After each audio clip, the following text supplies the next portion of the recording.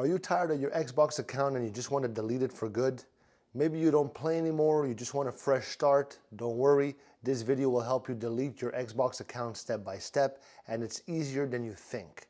So, many people feel stuck with old accounts that they don't use. It's confusing and sometimes you just want it gone fast. If you feel overwhelmed, keep watching, you're not alone, and we're gonna fix it together right now. So listen up. First, you're going to go to account.microsoft.com and sign in with your Xbox email and password.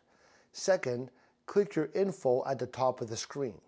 Third, scroll down and choose Manage how you sign in to Microsoft. Fourth, click Close your account and follow the steps to check the boxes and confirm. Fifth, remember, it takes 60 days to fully delete. If you change your mind, you can still get it back before that time is up. All right? So deleting your Xbox account can feel big, but it's a strong step towards something new. Be proud of yourself. See you soon. Like, comment, subscribe.